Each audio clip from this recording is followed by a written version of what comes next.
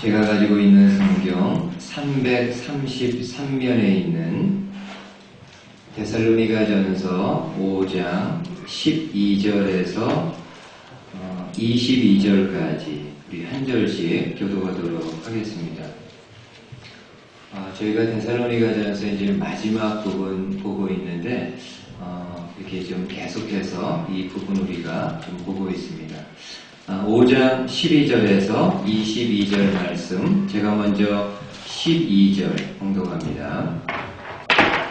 형제들아, 우리가 너희에게 구하노니 너희 가운데서 수고하고 주 안에서 너희를 다스리며 권하는 자들을 너희가 알고 그들의 역사로 말미암아 사랑 안에서 가장 귀히 여기며 너희끼리 화목하라. 또 형제들아, 너희를 권면하노니 게으른 자들을 공개하며 마음이 약한 자들을 격려하고 힘이 없는 자들을 붙들어주며 모든 사람에게 오래 참으라. 상가 누가 누구에게든지 악으로 악을 갚지 말게 하고 서로 대하든지 모든 사람을 대하든지 항상 선을 따르라. 항상 기뻐하라. 쉬지 말고 기도하라. 범사에 감사하라. 이것이 그리스도 예수 안에서 너희를 향하신 하나님의 뜻이니라. 성령을 수용하지 말며 예언을 멸시하지 말고 범사에 대하여 좋은 것을 취하고 악은 어떤 모양이라도 버리라. 아멘. 오늘도 함께 읽은 본문의 말씀을 가지고 하나님이 주시는 생명의 말씀 함께 나누도록 하겠습니다. 본문의 말씀을 가지고 몇 주에 걸쳐서 함께 보고 있는데 아마 다음 주까지는 이 본문의 말씀을 가지고 함께 말씀 나누어야 될 것 같습니다. 여러분, 데살로니가전서 5장 12절에서 마지막 절까지는 데살로니가 성도들을 향한 바울의 권면과 마지막 인사가 있습니다. 근데 그 권면의 내용들이 적지 않기 때문에 우리가 한꺼번에 다 보지 않고 나누어서 말씀을 보고 있습니다. 오늘도 여러분들과 함께 바울이 권면한 말씀의 내용을 함께 보려고 하는데 특별히 19절 말씀 한 절만 가지고 함께 말씀을 보도록 하겠습니다. 오늘 본문의 내용은 신학적인 면에서도 그렇고 또 신앙적인 면에서도 중요한 부분이기 때문에 저와 여러분들이 좀 더 마음을 모아서 집중해서 함께 말씀을 좀 보았으면 좋겠습니다. 먼저 19절 말씀 보십시오. 19절 말씀. 성령을 소멸하지 말며 성령을 소멸하지 말라. 여러분, 지금 바울은 데살로니가 성도들을 향해 성령님에 대해서 말씀하는데 성령을 소멸하지 말라라고 말씀합니다. 여기 소멸이라는 단어의 뜻은 말 그대로 불을 끈다라는 의미가 있습니다. 불이 잘 타오르고 있는데 물이나 흙을 뿌려서 불을 끄는 의미를 가지고 있습니다. 지금 바울은 성령을 소멸하지 말라고 하면서 그 성령님을 이야기할 때 불로 상징해서 말씀해 주고 있습니다. 여러분, 보통 성경에서 성령님을 소개할 때 다른 여러 가지 비유의 내용들이 있겠지만은 특별히 성령님을 소개할 때 불로 비유해서 말씀을 하십니다. 누가복음에 보면은 세례 요한이 요단강에서 물을 가지고 사람들에게 세례를 베풀게 됩니다. 근데 한 번은 세례 요한이 모인 사람들에게 이런 이야기를 하게 됩니다. 나는 너희들에게 물로 세례를 베풀지만 내 뒤에 오시는 분이 있는데 그분은 나보다 능력이 많으시기에 나는 그분의 신발끈을 풀어드릴 만한 자격도 가지고 있지 않다. 그리고 그분은 너희들에게 이렇게 그 세례를 베풀 것이라고 말씀해 주십니다. 한번 누가복음 3장 보십시오. 요한이 모든 사람에게 대답하여 이르되 나는 물론 너희에게 세례를 베풀거니와 나보다 능력이 많으신 이가 오시나니 나는 그의 신발끈을 풀기도 감당하지 못하겠노라. 그는 성령과 불로 너희에게 세례를 베푸실 것이요. 여러분, 지금 세례 요한이 말하는 내 뒤에 오시는 분은 누구를 가리키는 말인가요? 우리가 아는 것처럼 하나님의 아들로 이 땅에 오신 예수 그리스도를 이야기합니다. 지금 요한은 사람들에게, 예수님은 사람들에게 세례를 베풀게 되는데 나처럼 물을 가지고 세례를 베푸는 것이 아니라 성령과 불로 세례를 베푸실 것이라고 말씀합니다. 여러분, 여기 성령과 불이라는 것은 예수님이 세례를 베풀 때 성령 따로, 불 따로를 이야기하는 것이 아니라 그 성령님을 상징해서 불로 비유적으로 말씀해 주고 있습니다. 그리고 실제로 성령님이 우리 가운데 임하실 때 불처럼, 불같이 임하시게 됩니다. 여러분, 부활하신 예수님이 하늘로 승천하시기 전에 제자들에게 이런 말씀 해주시게 됩니다. 너희는 예루살렘을 떠나지 말고 이곳에 머물러서 하나님이 약속하신 것을 기다리라. 요한은 물로 세례를 베풀었지만은 너희는 몇 날이 못 되어서 성령으로 세례를 받을 것이라고 말씀합니다. 그러니까 예수님은 제자들에게 너희는 예루살렘을 떠나지 말고 하나님이 주실 것이라고 약속하신 그 성령님을 이곳에서 기다리라고 말씀하십니다. 이에 제자들과 성도들은 주님의 말씀에 따라서 예루살렘에 모여서 전심으로 하나님이 주실 성령님을 사모하며 기도하게 됩니다. 그리고 오순절이 되었습니다. 이때에도 제자들과 성도들이 한자리에 모여서 전심으로 기도하고 있었을 때 드디어 성령님이 임하시게 됩니다. 여러분, 성경은 그 당시 모습을 우리에게 소개해 줍니다. 사도행전 2장 보십시오. 호련히 하늘로부터 급하고 강한 바람 같은 소리가 있어 그들이 앉은 온 집에 가득하며 마치 불의 엿처럼 갈라지는 것들이 그들에게 보여 각 사람 위에 하나씩 임하여 있더니 그들이 다 성령의 충만함을 받고 성령이 말하게 하심을 따라 다른 언어로 말하기를 시작하니라.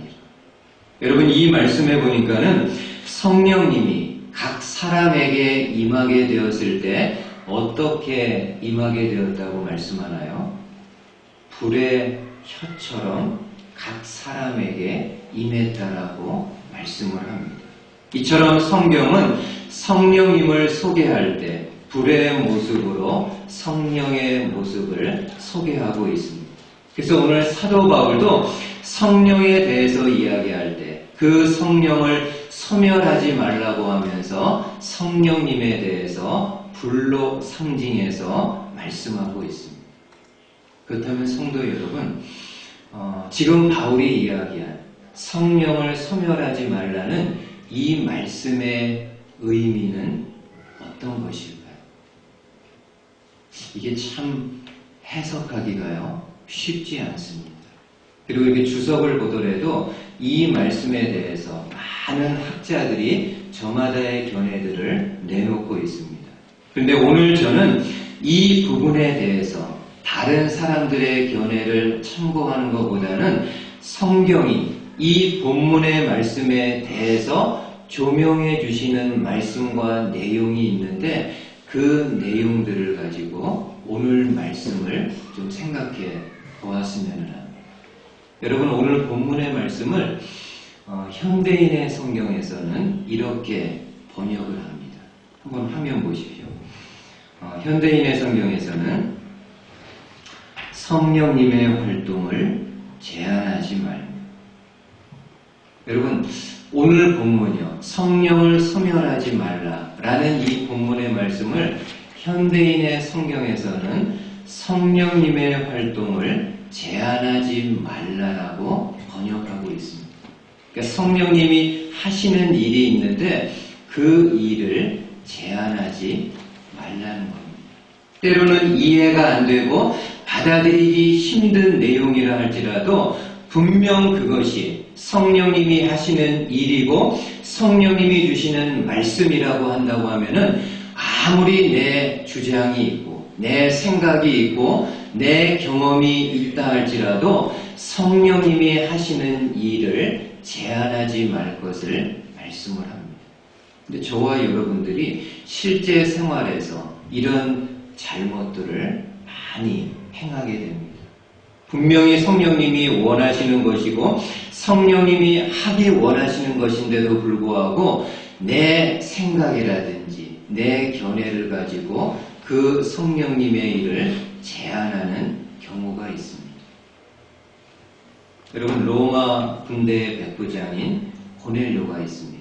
이 고넬료는 비록 이방인이었지만은 하나님을 경외하는 사람이었는데 그가 한 번은 하나님께 기도하던 중에 하나의 환상을 보게 됩니다. 그 환상의 내용은 하나님의 사자가 고넬료에게 욥바에 있는 베드로를 너의 집에 초청하라는 말씀을 듣게 됩니다.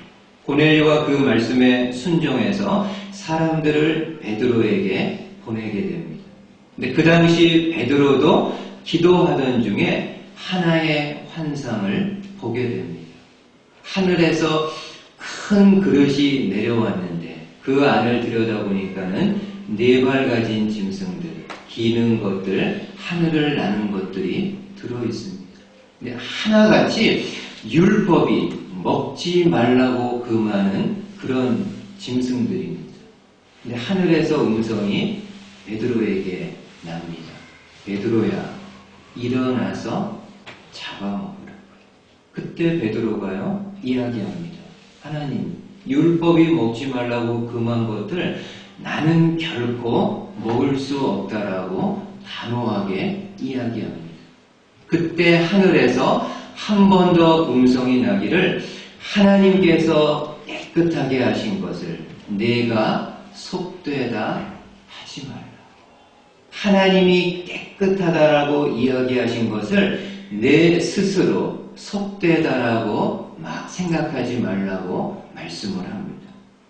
여러분, 지금 베드로가 본 이 환상의 의미는 무엇일까요? 이미 우리가 알고 있습니다. 하나님의 구원은 유대인들에게만 주어지는 것이 아니라 유대인들이 그렇게 속되다고 여기는 이방인들에게도 하나님의 구원이 주어질 것을 말씀을 합니다. 근데 그 당시 유대인들은 어떤 생각을 가지고 있었는가 하면은 구원은 유대인들에게만 주어지는 것이지 이방인들에게는 해당되지 않는 것으로 생각하고 있습니다. 베드로도 유대인이기 때문에 당연히 그런 생각들을 가지고 있습니다. 근데 그때 성령님이요 말씀해 주십니다. 한번 사도행전 10장 보십시오.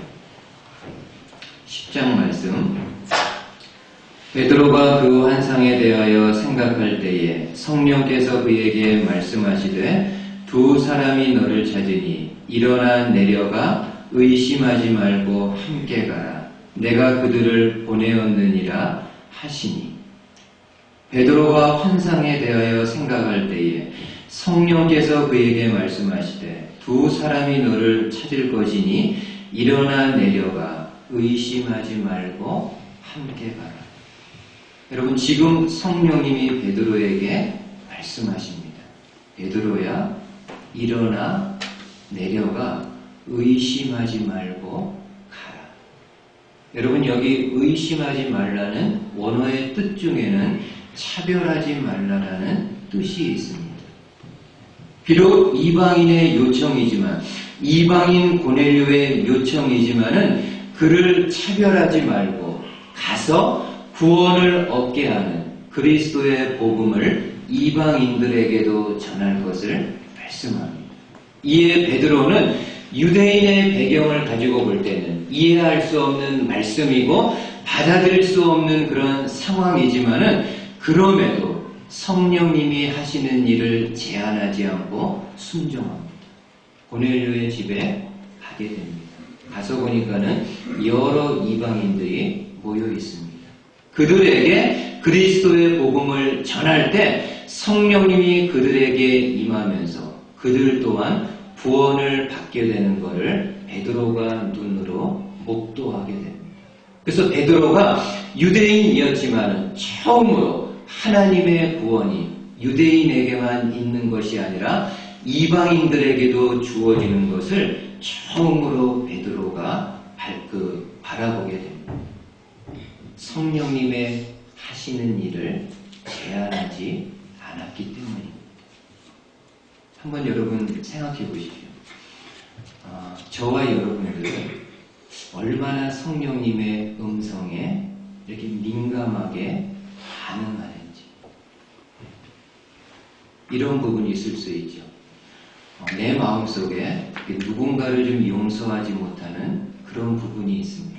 늘 이것 때문에 마음 한쪽이 불편하고 하나님이 주신 양심에 비추어도 찔리고 여러 가지 불편한 그런 마음들이 있습니다. 그리고 성령님도 우리 안에 계신 성령님도 우리에게 세미한 음성으로 말씀을 하십니다. 내가 먼저 손을 내미는 것은 어떻겠느냐.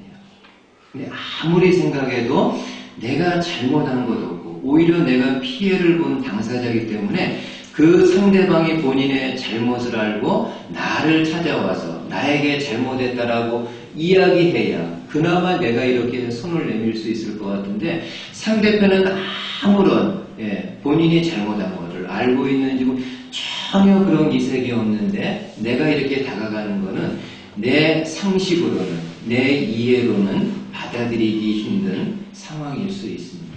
근데 그럼에도 성령님께서 지속적으로 말씀을 통해서나 기도하는 가운데 먼저 그렇게 할 것을 말씀할 때가 있습니다. 그때 여러분, 저와 여러분들이요. 이해는 할 수 없지만 받아들이기 힘들지만은 그럼에도 내가 이렇게 어떤 손을 내밀게 될 때 그 손을 통해서 우리 성령님이 하시는 일들이 있습니다. 바라기는 저와 여러분들이 이러한 성령님의 활동, 성령님의 작은 음성 그냥 이렇게 한 귀로 듣고 한 귀로 스쳐보내는 것이 아니라 그 말씀들, 그 내용들을 마음에 잘 담고 묵상하는 가운데 지극히 작은 부분에서도 성령님의 하시는 일을 제한하지 않는 그런 성도님들 되실 수 있기를 주님의 말씀으로 축복을 드리겠습니다. 두 번째로 성령을 소멸하지 말라라는 말씀은 바울이 쓴 에베소서의 말씀을 통해서도 생각해 볼 수 있습니다. 제가 가지고 있는 성경에는 관주라는 것이 있습니다.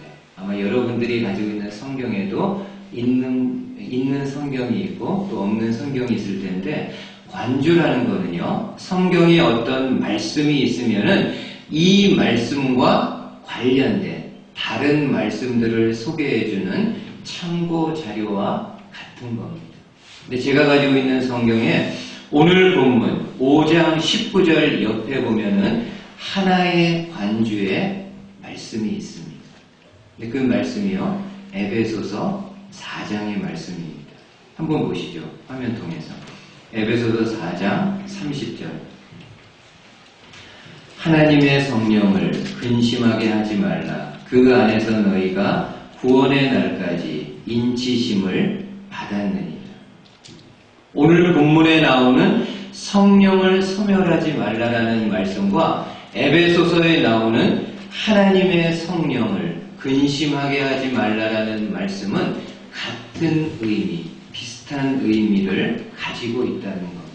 그래서 이 에베소 말씀을 통해서 성령을 소멸하지 말라라는 이 말씀의 의미를 저와 여러분들이 유추해 볼 수 있습니다. 그럼 생각해 보십시오. 하나님의 성령을 근심하게 하는 일은 어떤 것이 있을까? 한번 여러분 생각해 보세요. 과연 내가 하나님의 성령을 근심케 하는 일은 어떤 게 있을까? 여러분, 예수님을 믿는 사람은 이 마음에요, 성령님이 계십니다. 내가 느끼든 느끼지 않든, 내가 뭐 인정하든 인정하지 않든 예수님을 믿는 성도에게는 그 마음에 성령님이 계십니다. 우리 안에 성령님이 계시기에, 내 안에 성령님이 계시기에 내가 예수님을 바라보면서 내가 예수님을 나의 주님, 나의 구주로 믿고 고백할 수 있습니다. 이 안에 성령님이 계시지 아니하고는 예수님을 바라보면서 나의 메스터, 나의 주님이라고 고백할 수가 없습니다. 그리고 이 안에 성령님이 계시기 때문에 그래도 여러분들이 하나님의 말씀을 읽으려는 마음도 있고요.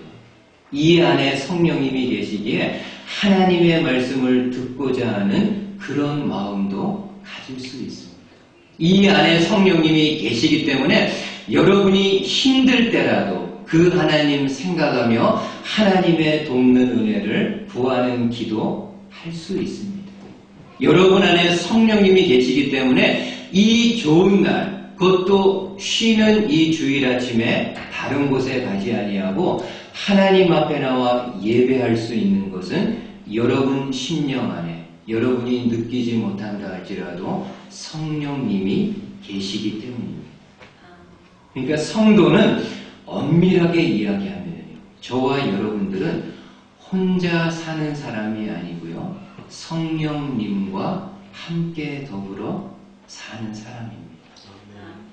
그러기에 내가 어떤 잘못된 행동을 하게 되면 다른 사람 모를 수 있습니다. 내가 은밀하게 저지른 잘못된 행동이기 때문에 다른 사람, 심지어 내 배우자도 모를 수 있습니다. 그러나 내 안에 계신 성령님은요, 그런 나의 모습을 바라보면서 근심하시게 됩니다.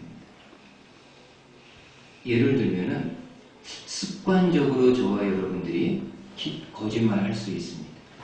거짓말하면 내가 거짓말하는 거 누가 알겠습니까? 내가 말하는 게 거짓이라는 거를 내가 진실되게 말하지 않는 이상 누가 내가 거짓말 하는 줄 알겠습니까? 그러나 내 안에 계신 성령님은 그런 나의 모습을 보시면서 근심하십니다. 때로는 저와 여러분들이 안 좋은 영상을 볼 때가 있습니다. 안 좋은 영상 볼 때 가족들하고 다 같이 보는 거 아니잖아요. 그죠? 내 배우자하고도 보는 거 아니잖아요. 나만 은밀하게 볼 수 있습니다. 어느 누구도 내가 말하지 않는 이상 모릅니다. 그러나 내 안에 계신 성령님은 내가 그런 화면을 바라보는 것을 근심스럽게 바라보시게 됩니다. 여러분, 신앙생활도 마찬가지입니다. 저와 여러분들이 성도라고 하면서 예수님을 믿는 사람이고 삼위일체 하나님을 믿는 사람이라고 하면서도 말씀도 읽지 않고 믿는다고 하면서도 기도도 하지 않고 이렇게 한다고 한다면은 다른 사람은요 뭐라고 하지 않습니다. 그러나 내 안에 계신 성령님은 성도라고 말하면서도 나한테 한번 기도하지 않고 나의 말씀을 보지 않는 그런 나를 향해서 근심스럽게 바라봅니다. 제가 전도사 시절에 주일학교를 섬길 때입니다. 지금도 부족하지만 그때는 뭐 더 형편없고 더 부족한 그런 모습이죠. 근데 그렇게 부족함에도 불구하고 주일학교 아이들한테 5분에서 10분 사이 말씀을 전하고 또 선생님들을 성경으로 양육하는 데 있어서 나름 기도하면서 철저하게 준비하고 그랬던 기억이 있습니다. 근데 제가 지금도 기억하는 거는 어떤 일인지는 잘 모르겠습니다. 어떤 사건이나 어떤 일 때문에 그랬는지는 모르겠지만 제가 한 2달 동안은요 정말 기도 한 번 안 하고 성경 말씀 개인적으로 보지 않고 어린이 사역을 한 적이 있습니다. 지금 생각해도 뭐 때문에 그랬는지, 혹시 누구한테 실현을 당해서 그랬는지, 뭐 때문인지는 모르겠지만은 하여튼 저한테 충격이 됐던, 뭔가 하여튼 힘들었던 것 같습니다. 그래서 정말 거의 2달 동안 뭐 기도, 성경 이런 거 안 보고 아이들 사역을 했습니다. 그래도 티나지 않게요, 재미있게 잘 준비해서 아이들한테 전하고 또 선생님들한테도 뭐 늘 대하는 것처럼 그렇게 대하죠. 근데 어느 날 토요일 날이요, 이제 주일 앞두고 토요일 날 잠을 자는데 하나의 꿈을 꾸게 되었습니다. 꿈의 내용 심플합니다. 제가 평소에 존경하는 장로님이 계셨는데 그 장로님이 저를 아주 근심스럽게 쳐다보시는 거예요. 꿈인데도요, 너무 생생하게 그 장로님이 나를 아주 근심스럽게 쳐다보는 모습을 보게 됩니다. 제가 화들짝 꿈에서 깨어나가지고 깨달았습니다. 예수님이 지금 나의 모습을 보실 때 그렇게 나를 보시는구나. 말씀도 안 보고 기도도 안 하고 그래도 겉으로는 건지르르하게 사역하는 모습을 보면서 다른 사람은 모르지만 예수님은 나를 그렇게 근심스럽게 바라보고 계시는구나. 그래서 그 새벽에 일어나서 다시금 하나님 앞에 회개하며 심령을 회복했던 그런 적이 있습니다. 여러분, 성령님을 근심하게 하는 것은 내 안에 있는 성령의 불을 끄는 행위와 같습니다. 그러기에 여러분들의 삶을 통해서, 여러분들의 심령의 밭을 통해서 내 안에 있는 성령의 불이 꺼지지 않고 늘 이렇게 유지될 수 있도록 그 성령님 마음으로, 행동으로 근심케 하지 않는 그런 성도님들 되실 수 있기를 주님의 말씀으로 축복을 드립니다. 마지막으로 성령을 소멸하지 말라는 말씀은 하나님의 성전과도 관련해서 생각해 볼 수 있습니다. 여러분, 구약에 기록된 하나님의 성전이 있는데 이 성전과 관련된 대부분의 내용들은 장차 오실 예수 그리스도의 모습을 미리 예표론적으로 보여주고 있습니다. 여러분이 아는 것처럼 성전에서 가장 핵심이 되는 곳은 2곳입니다. 지성소, 성소입니다. 이 지성소에는 하나님의 법궤가 있고 대제사장이 1년에 한 차례 이 지성소에 들어가서 이스라엘 백성들의 죄를 속죄하게 됩니다. 그리고 성소가 있습니다. 한번 좀 화면을 좀 보시죠. 그림을 보고 그림을 보면서 이해하는 게 좀 좋을 것 같습니다. 이 성소에는요, 앞부분에 그 지성소와 성소를 구분하는 그 휘장이 있는데 그 휘장 앞에 하나의 향단이 있습니다. 그리고 향단 뒤쪽으로는 좌우에 떡이 있는 떡상과 등대가 있게 됩니다. 근데 여러분, 그 중에 등대는요, 정금으로 만들게 되어 있는데 그 모양은 가운데 줄기가 있고요, 그 다음에 양옆으로 3개의 가지가 나와 있는 모습입니다. 그러니까 그림에 나와 있는 것처럼 7개의 촛대가 있습니다. 그리고 이 7개의 촛대에는 항상 불이 켜져 있어야 됩니다. 그래서 제사장은 매일 이 금촛대의 불이 꺼지지 않도록 매일 성소에 들어가서 순전한 올리브 기름을 공급하게 됩니다. 여러분, 이 어두운 성소를 밝힐 수 있는 유일한 빛은 촛대의 빛인데요. 이 촛대의 빛은 바로 예수 그리스도를 예표합니다. 여러분, 요한복음에 보시면은 요한복음은 예수님을 소개할 때 예수님을 가리켜 이 세상에 오신 참 빛, true light, 참 빛이라고 말씀을 합니다. 예수님을 소개할 때 그냥 빛도 아니고요, 진짜 빛으로 이 세상에 오셨다라고 말씀을 합니다. 그리고 요한복음 8장에 보면은 예수님 당신 자신을 가리켜서 이야기할 때 나는 세상의 빛이라고 말씀을 합니다. 나는 세상의 빛이라고. 그러면은 이 빛 대신 예수님을 마음에 품고 있는 저와 여러분들은 어떤 사람인가요? 마찬가지로 빛의 사람들입니다. 예수님으로부터 빛을 받아서 그 빛을 다른 사람들에게 반사해주는 그런 사람입니다. 성도인 저와 여러분들은 내가 스스로 어떤 빛을 만들어가지고 그 빛을 바라며 살아가는 사람들이 아니라 발광체이신 빛 자체이신 주님으로부터 빛을 받아서 마치 거울처럼 세상을 향해서 내 주변을 향해서 그 그리스도의 빛을 반사하며 살아가는 사람들입니다. 그래서 마태복음에 보면요, 예수님이 우리를 향해서 이런 말씀을 하시게 됩니다. 한번 보십시오. 마태복음 5장. 너희는 세상의 빛이라. 산 위에 있는 동네가 숨겨지지 못할 것이요. 너희는 세상의 빛이라.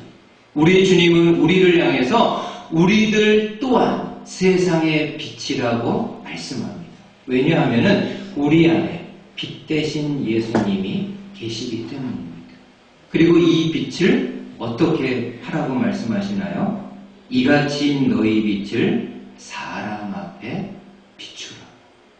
너희 안에 있는 빛, 그리스도를 통해서 생겨난 이 빛을 잘 반사해서 너희 주변, 너희 가족, 너희 동네 사람들에게 잘 그리스도의 빛을 비추며 살아갈 거에 대해서 말씀하고 있습니다. 한번 생각해 보십시오. 저와 여러분들이 빛된 사람들입니다. 무슨 이렇게 프레시 뭐 이렇게 비추고 그런 것이 아니라 우리 안에 그리스도를 통한 빛을 가지고 있습니다. 그러면은 이 빛을 내가 내 생활 속에서, 내가 내 언어 속에서, 내가 내 다른 사람들을 대하는 삶의 태도 속에서 얼마나 이 빛을 드러내고 있는가. 내 주변에 있는 사람들이 내게로부터 나오는 이 빛을 통해서 그리스도의 모습을 바라볼 수 있는 그런 삶의 모습을 가지고 있는지. 근데 여기에요, 좀 더 중요한 내용이 있습니다. 여러분, 이처럼 성도인 우리는 빛의 자녀로 살아야 될 의무가 있고 빛을 비추어야 될 책임이 있는 사람들인데, 과연 어떻게 하면 이 불빛을 꺼트리지 않고 계속해서 좀 유지할 수 있을까? 어떻게 하면 내 안에 있는 이 불을 꺼트리지 않고 지속적으로 유지할 수 있을까? 여러분, 성소에 있는 금촛대에는 불이 꺼지지 않도록 계속해서 무엇을 공급한다고 그랬나요? 올리브 기름입니다. 촛대에 불이 꺼지지 않도록 매일 제사장이 들러붓는 기름이 있는데 올리브 기름입니다. 그 기름은 바로요, 성령님을 상징합니다. 기름이 있어야 불이 켜지고 빛이 비춰지는 것처럼 성령님의 가장 큰 사역 중에 하나는 빛 대신 예수님을 온전히 드러내는 일입니다. 여러분, 성령님이 하시는 일 많이 있지만요, 성령님의 가장 큰 사역은 빛 대신 예수님을 이 세상에 선명하게, 온전하게 드러내는 일입니다. 마찬가지로 성도인 우리가 이 세상에서 예수님의 빛을 드러내면서 살아야 되는 사람인데, 어떻게 하면 이 불빛을 꺼트리지 않고 계속해서 비출 수 있을까? 성령의 기름 부음을 받아야 됩니다. 저와 여러분들이요, 성령의 충만, 성령의 기름 부음을 날마다 받아야만 이 안에 있는 그리스도의 빛이 꺼지지 않고 지속적으로 비추며 살아갈 수 있습니다. 성령의 역사, 성령의 인도하심이 없이는 결코 저와 여러분들이 그리스도의 빛된 삶을 살아갈 수가 없습니다.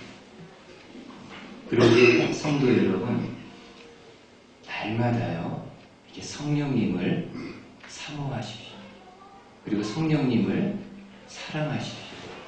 여러분, 그런 말 있지 않습니까? 사랑하면은 닮아간다. 그리고 영어 속담에 out of sight, out of mind. 눈에서 멀어지면은 마음도 멀어진다. 신앙적으로도 그런 거예요. 성령님에 대해서 생각하면 생각할수록 저와 여러분들의 마음은 주의 성령으로 가득 채워지게 됩니다. 성령의 기름이 우리 마음 가운데 충만하게 있을 때 저와 여러분들 개인으로는 부족하지만 부족한 이 모습을 통해서도 그리스도의 빛이 비춰질 수 있습니다. 볼티모어의 유명한 대학 있죠. 존스 홉킨스. 이 대학의 외과 의사이고 또 독실한 크리스찬이었던 켈리 박사가 있었다고 합니다. 이분이 그 캠퍼스에서 학생들을 만나면서 복음을 전하는 그 모습이 있었다고 하는데 항상 이분은 양복 이렇게 요 겉에다가요 작지만 늘 신선한 장미꽃 하나를 이렇게 꽂고 다녔다고 합니다. 근데 학생들이 볼 때도 이게 참 신기한 거예요. 늘 그 장미꽃이 신선하게 방금 이렇게 따다가 이렇게 꽂은 것처럼 늘 그 싱싱한 모습을 하고 있는 것을 학생들이 좀 궁금하게 생각했던 것 같습니다. 그래서 한 번은 켈리 박사에게 묻습니다. 어떻게 그렇게 장미를 꽂고 다니면서도 그렇게 신선한 장미를 늘 유지할 수 있느냐. 그때 켈리 박사가요, 자신의 양복 안쪽을 이렇게 이제 학생들한테 보여주니까는 그 안에 작은 물병이 있습니다. 그리고 장미가 바로 그 물병에 꽂혀 있는 겁니다. 그러면서 학생들에게 이렇게 말했다고 합니다. 우리가 세상에서 언제나 신선하고 아름다운 향기를 바라는 크리스찬이 되려면 우리 삶의 뿌리가 이 장미꽃과 같이 그리스도의 생수 속에 담겨져 있어야 합니다. 우리가 세상에서 그리스도의 향기를 바라는 크리스찬이 되려고 하면은 우리 삶의 뿌리가 이 장미꽃과 같이 그리스도의 생수 속에 담겨져 있어야 된다. 오늘 말씀과 이어서 생각해 보십시오.